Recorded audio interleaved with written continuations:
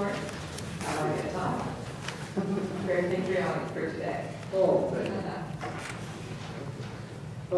Chairwoman Baldwin, members of the Public Safety and Homeland Security Committee, thank you for this opportunity to address you at your time.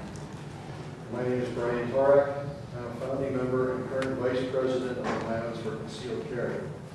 I'm also a sergeant in the Cleveland Police Department with 28 years of service.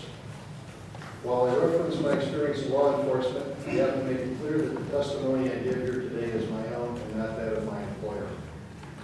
My testimony today will be brief and to the point. From the point of view of this career law enforcement officer, the concealed handgun licensing law has been a success. As a patrol officer and as a sergeant, I've worked in many areas of Cleveland, including some with the highest violent crime rates and highest homicide rates. There have been very few problems of serious consequence with concealed handgun license holders. However, there have been a number of law-abiding citizens who successfully defended themselves against criminal attacks. Years ago, when OFCC was struggling to get a concealed carry bill passed in this very House, our opponents told tales of doom and gloom. They said there would be gunfights in public square and soccer moms shooting it out on the way home. It was absurd then, and we said so. We pointed to the experience in our neighboring states, as we're doing again today. And of course, none of those bad things happened. I expect you'll hear more wild predictions of mayhem if the bill is passed or as the discussion continues. I ask that you give them the credence they deserve, which is none. I'm here to tell you that the concealed carry law is working as OFCC predicted it would. Not perfectly, but very well.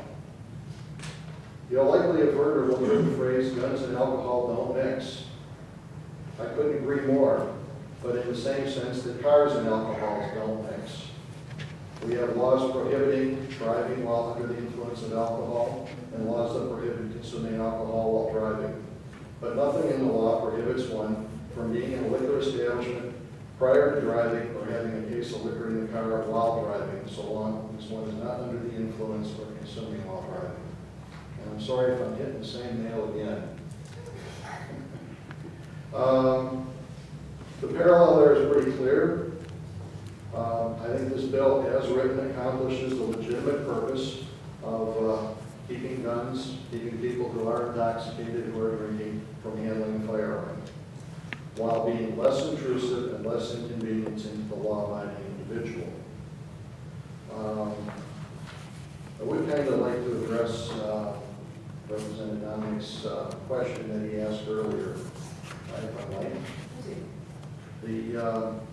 Your question about some people after 2 drinks becoming hot dogs or hotheads.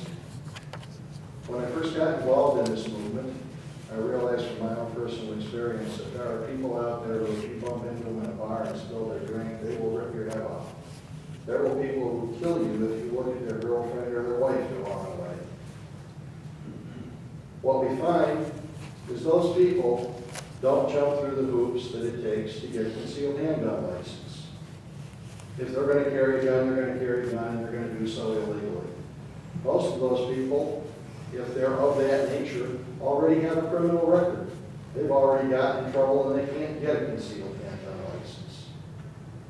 The decent, good people, those, you know, like I said, you don't find that problem with that.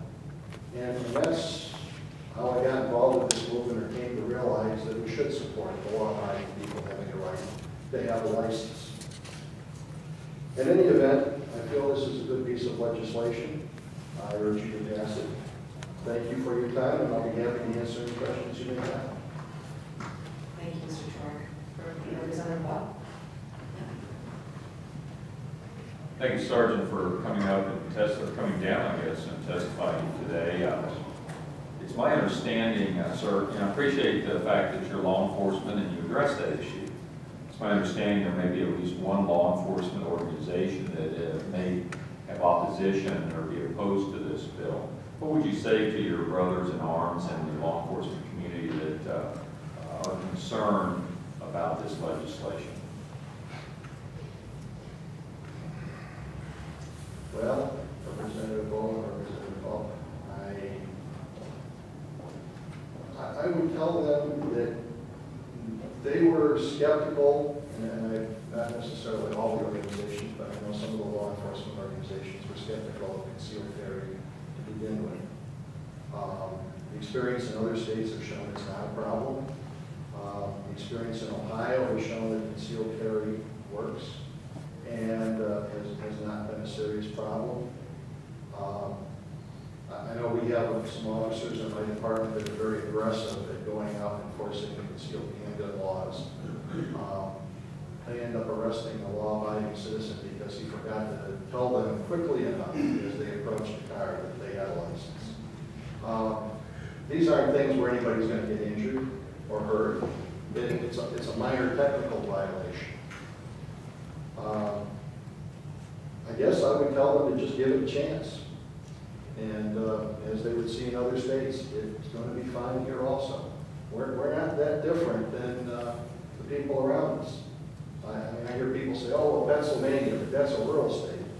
And they say, no, it's not. Pennsylvania has virtually the same population as the state of Ohio. They've got Rust Belt cities, and they've got cities on their other end that are more liberal. Very similar demographic. I hope that answers the question. Thank you. No further questions. Any additional questions? Hearing none, thank you for your testimony.